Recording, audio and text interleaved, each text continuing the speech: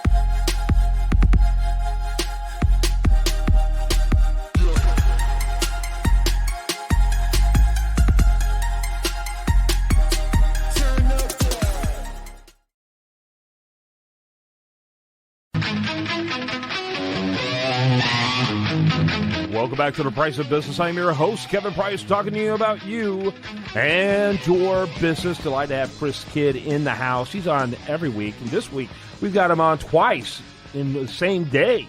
We're going to have a two-part interview with someone that I've been really looking forward to doing this. And before we get into that interview, I want Chris Kidd to tell you a little more about what he does. By the way, you can look him up at chriskidd, that's KIDD.com.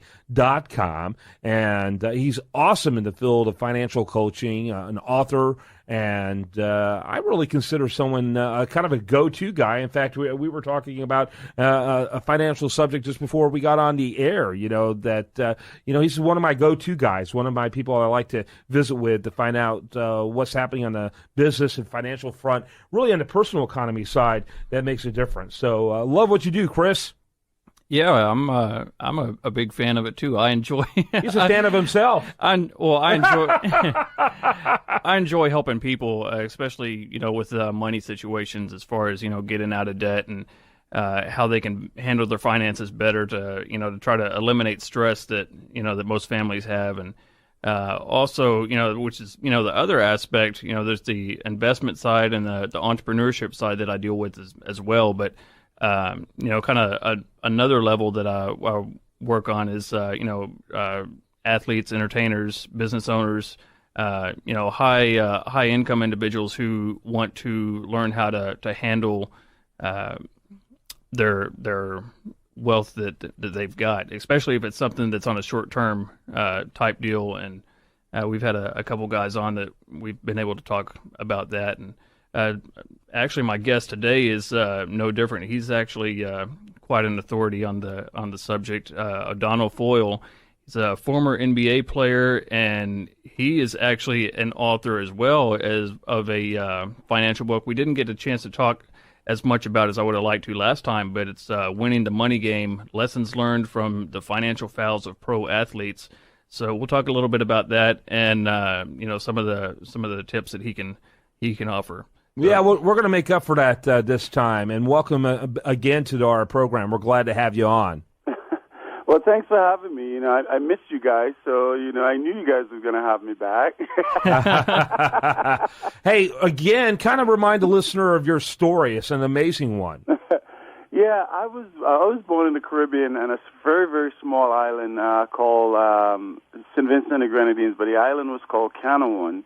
About 500 people. I started playing basketball very late, around the age of 14, 15, and literally within like a year, I was on my way to the United States. I met two amazing people, two college professors, and they offered me the opportunity to come to the United States and use my mediocre basketball skills at the time to get a great education. So I came here, went to high school, and eventually went down to Colgate University, where I graduated in history, and then got drafted by Golden State Warriors. I spent 10 years of my career out here in the Bay Area, and then eventually I went to Florida for a few years, and then just recently retired. Mm-hmm. Very good. Go ahead, Chris.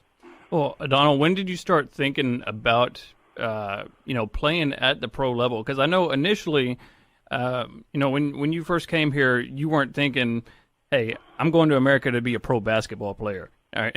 What was kind of on your mind then? And then when did you start thinking about actually making it to the pro level?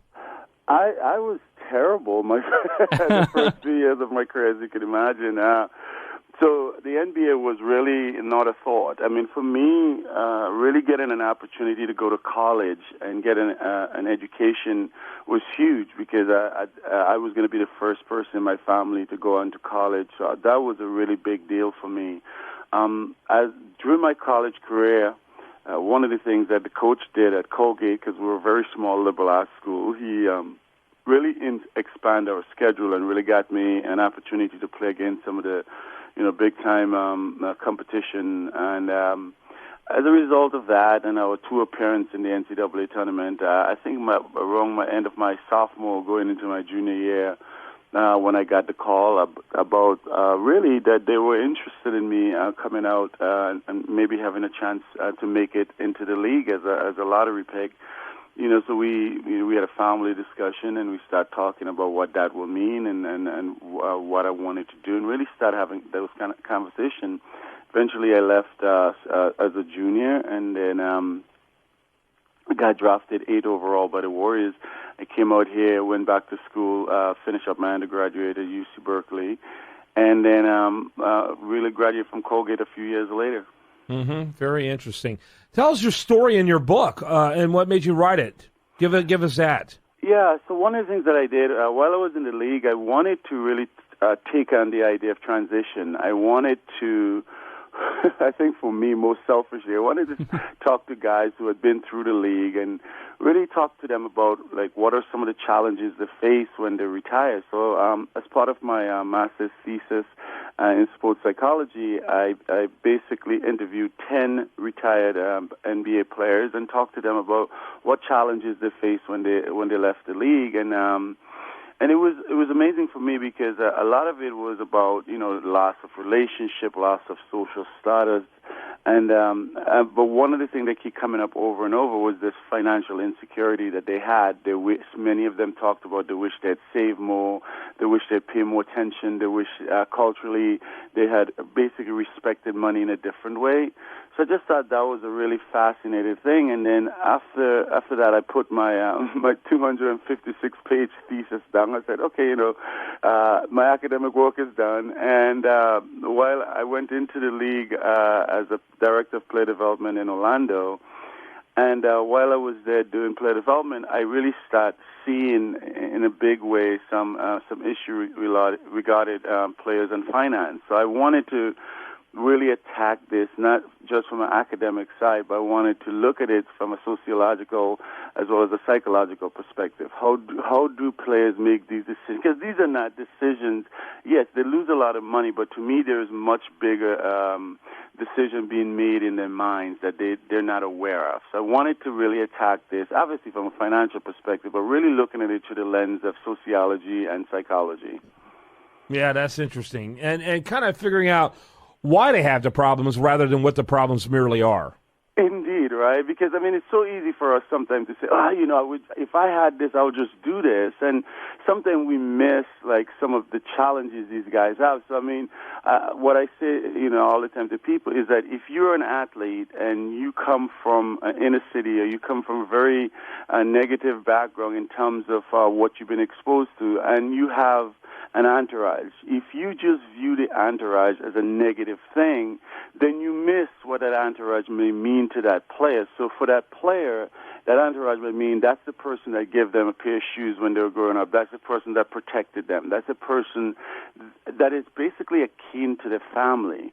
So if you just look at it and say, well, this person is leeching off of him, then you miss part of that. It may be true, but you miss it if you just look at it through that lens. So you have to say, okay, obviously these people mean a lot to the athletes. So how could we enable the athletes to take care of them the way he wants to, but not make it to be something that is permanent. So you have to look at it that way, and then you start understanding. Because if you just go to an athlete and say, hey, your boy's taking advantage of you, you should just get rid of him, it's not going to happen, because that person means more to him sometimes than his own family.